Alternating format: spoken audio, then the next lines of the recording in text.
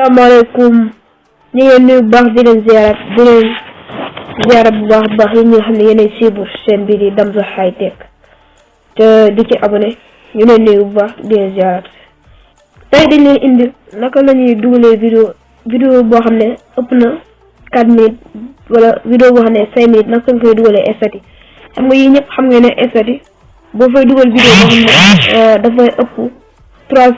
30 secondes moom lay nangu jël boo dugal vidéo estati 30 secondes lay nangu jël tey nag dañuy indi benn paramètre boo xam ne moo nekk ci WhatsApp bi nga xam ne boo ko activé da ngay mën a dugal vidéo boo xam ne dana mat 5 minutes 4 minutes da nga koy mën a dugal estati te du ko dagg. xam bu njëkk WhatsApp boo daan dugal vidéo boo xam ne dafay ëpp 30 secondes du ko nangu da koy dagg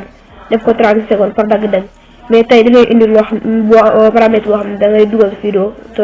vidéo boo xam ne dana ëpp 4 minutes 5 minutes nga dugal ko estati. tey loolu la ñuy indi woon ñu leen di wax ngeen topp vidéo bi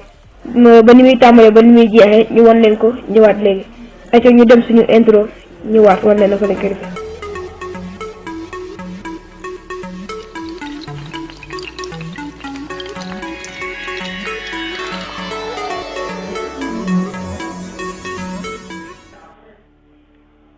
ayca pour def loolu nag da ngay ñëw si WhatsApp bi ñu ubbi WhatsApp wan leen.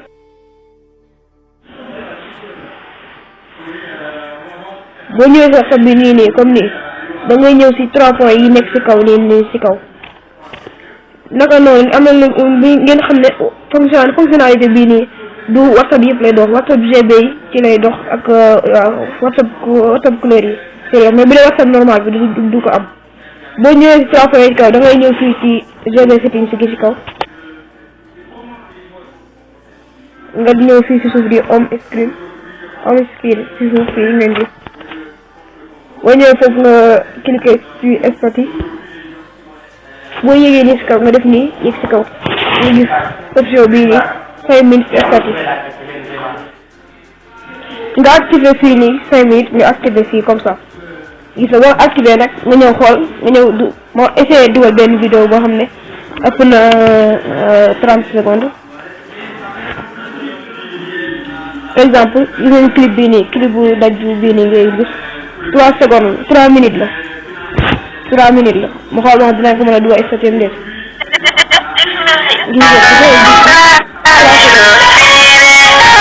vidéo bi nii 3 minutes la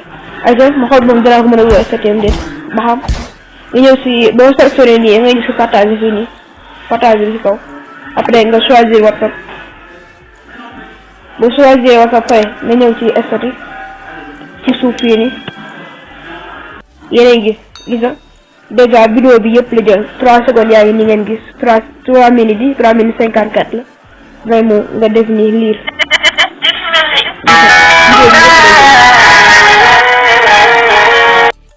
gis nga boo jël si WhatsApp bi nii boo ñëwee estati bi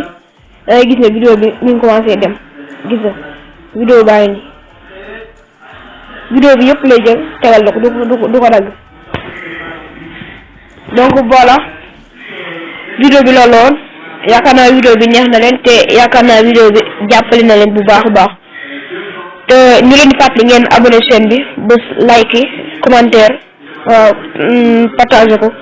ñu ngi leen jox dig daje ci beneen vidéo incha allah peace.